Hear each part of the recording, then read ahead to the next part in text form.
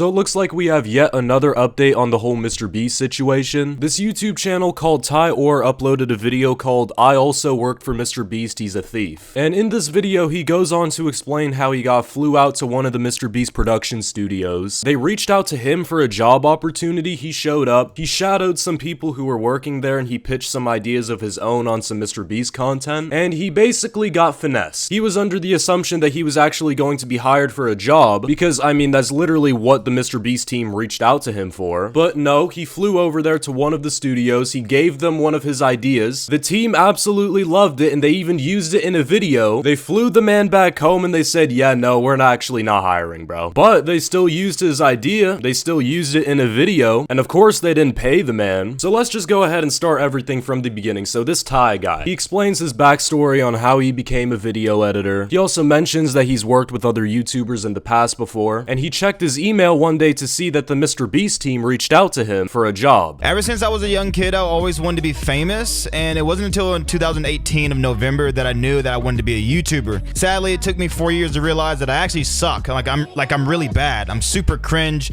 and don't worry, because I am aware of this. But I know one thing, and that one thing is I'm good at editing, and I'm great at creating ideas for others. I was meant to be off camera rather than on, and I'm okay with that. What I'm not okay with is being taken advantage of. I was lied to, manipulated, and thrown away like a piece of garbage. February 2nd, 2024, I went snowboarding like I normally do, and I got an email in which I thought was a scam. I mean, for real, look at this.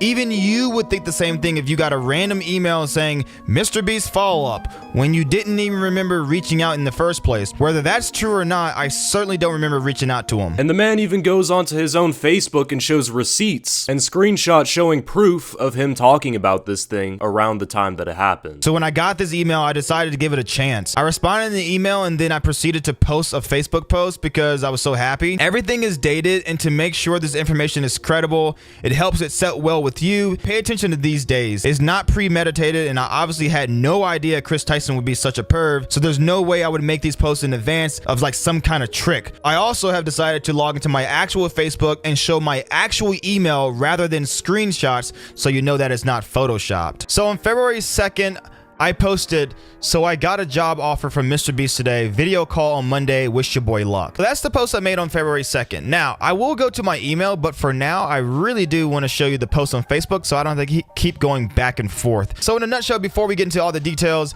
MrBeast gave me a fake job, flew me out there to work. I worked my butt off, took all my ideas, sent me home and told me there wasn't a job available, and then proceeded to not only do that, but then to take my ideas still and then make a video. And so eventually he actually flies down over to the warehouse to meet the MrBeast team and work a little bit with them, see how things are going, shadow some other people doing their job. Apparently he was asked to sign something upon entering the warehouse, which he assumes might be an NDA. So I want to talk a little bit more about my experience of being at the MrBeast warehouse. I've never once personally ever signed an NDA. In all my emails and all my correspondences and all my text messages, I have never once ever signed an NDA. But what I think what they're doing, there is an iPad as soon as you get to the warehouse, as soon as you walk in, and you have to sign in. And they ask you things like your first name, last name, email address, all that, phone number and stuff like that. And I have a very, very, very high suspicion that when you sign your name in there and you sign in, I think you're also signing an NDA. They don't come out and say it, but I wouldn't be surprised if it happened.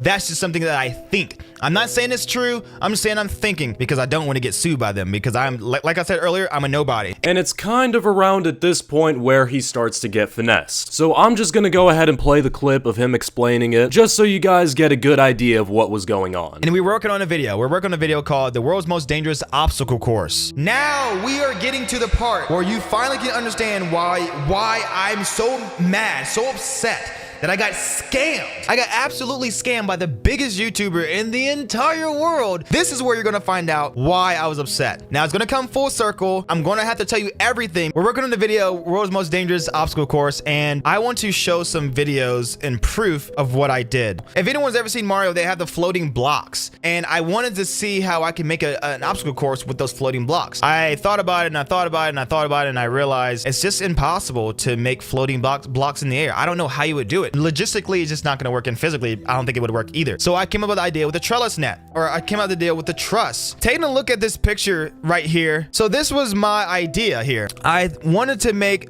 an obstacle course in the air, but like somehow incorporate it with the Mario idea. Somehow just, I don't know, somehow do that. This is a picture that I drew for this pitch for this idea. And I realized that, you know what, I couldn't do the floating block, so I wanted to make sure I can do it another way. So I had an idea of a truss with 4 cranes holding it up, and I wanted to be able to go across it. That was just the first section of it. Because if you look a little bit more to the right of this picture, there's like a helicopter and a guy hanging from a ladder, and there's platforms down here, 1, 2, and 3. There's platforms right there. That was just the first section of it. I wanted the intro of the video to be something so outlandish, so crazy that a viewer had to keep watching. I did steal the no net at the bottom. I call it a net, or no, not no net, a net down there. That's why it says a net down there, because it's just a joke that we thought was funny. But I did steal that from one of the other Mac videos. I just figured, why not? It makes it such much of a better video. So I pitched this idea, and they absolutely loved it. Absolutely loved it. The only person who didn't like it was C1, because it wasn't her idea. So when it came down to our meeting later that day, so we were there for hours and hours and hours, and like I said, there's a hierarchy. There's MrBeast, Tyler, Jackson, the head writer, and Hoodie. Well, Jackson comes down there and we're having a meeting at 9 o'clock at night. The meeting goes all the way to midnight, and then they say at the very end, we're gonna need all hands on deck on this. We're gonna need the help. We're gonna need the creativity. We need everyone to pull their weight. Does anyone have anything that's gonna help us, with this? And I told them my idea. I brought up every single thing, not only just this idea, but the rest of the video. They loved it. It was a little risky, but they loved it. We stayed to midnight. They freaking loved it. I got a pat in the back. Jackson was excited. Hoodie was excited. So yeah, they pretty much loved his ideas. Ty was feeling very confident in himself. He was like, you know what? I definitely got the job. I mean, they loved my idea, obviously. Surely they would give me a job opportunity. I mean, they literally reached out to me for a job. But no, he gets home and he gets an email saying that he did not get the job. All right, so at this point, I've pitched my idea. They love it. They've set a date. They set a location. And now they have a new renewed budget for this video. And everything's great. I'm so happy. I text all my friends. I call everyone. I'm like, yeah, dude. And also, so after all that, I'm feeling great. I got a verbal confirmation that I was good to go. Everything was perfect. I know about everything was literally perfect until I got home. And that's when everything started to happen. Unfortunately, we have decided not to move forward with your candidacy at this time. We really appreciate you coming out and vibing with us. We would consider you for a role like this in the future, but timing isn't quite right. And the rest are about receipts. So at first I was like, you know what? Maybe that's true. But then I started to think about it a little bit more. And I didn't want to let it bother me. So I said, hey, Dylan, that's a bummer to hear, but I appreciate the opportunity. Maybe another time, like you said. Candidly, may I ask if I presented myself poorly or rubbed the crew wrongly in any way? Talking about here, because I know I did. Also, I sent my receipts. This is talking about my dog, because I spent like $400 for my dog to be boarded. Sent all that information. He said, hello, Ty. You did not rub anyone the wrong way or present yourself poorly. We're going through some reorganization with the team and are limited on roles we have open for teams. I appreciate you sending a receipt, blah, blah, blah. Whatever. This is where I started to say, but I didn't say anything. I didn't say anything at all. And so after this, the man goes on Twitter to see his video idea being used in one of MrBeast's videos. He didn't get paid. He didn't get compensated for his idea. MrBeast didn't even fucking tweet out about him being like, yo, this guy was the one that came up with the idea. Pretty cool. You should go give him a follow. He didn't even want to do that. They basically flew him out, took his idea, flew him back home, and used it in a video. Not a single word until I saw this on Twitter. Just uploaded the most insane video we've ever done. Go watch. Take a look at this picture. Take a good hard look at this picture. Does that remind you of anything you've seen so far? Does it remind you of anything you've seen remotely close to it? Or does it look like the exact same thing that I drew? The exact same thing that I pitched? Everything.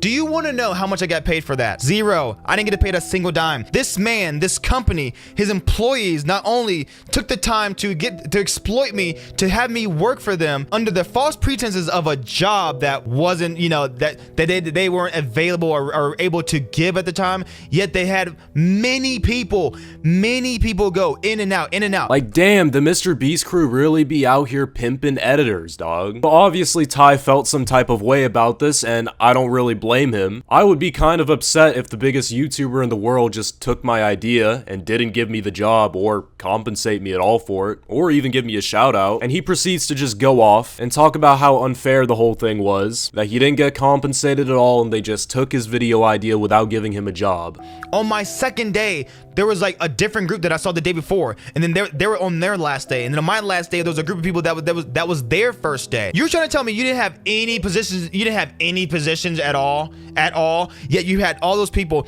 and not only did you do that, you used my idea. A lot of people would say, you know what, legally he had the right to do that. I don't know in what legal standpoint he could. I could be wrong, but let's think about this though. We're talking about a billionaire. We're talking about the world's biggest YouTuber. How is that so hard to just compensate for someone for some work? How hard is it to compensate someone for their ideas that made you millions and made me zero? I don't care if it was legally done or not. Like, think about it. We all have hearts here. We're all watching YouTube videos for the same exact reason. How messed up is that? Yeah, honestly, valid crash out. To be honest, if it weren't for the whole Chris Tyson situation that went on, I genuinely do not think as many creators would feel comfortable enough to speak out about their own experiences about MrBeast and the team. But yeah, now that MrBeast isn't really as loved as he once was, more and more people are calling him out for being treated unfairly by him or his team, which is honestly a good thing. Like, could you imagine if this guy made this video right here while MrBeast had the reputation he had like a couple months ago? He would be getting absolutely cooked. No one would be paying attention to him. They would all call him jealous or a hater or something like that. But now that nobody fucks with MrBeast anymore, they're like, hell yeah. But yeah, no, shout out to my homeboy for giving me this video idea. Let me know down in the comments below what y'all think about all these people coming together to talk about their experiences working with the MrBeast team. Be sure to like, sub, and I'm out.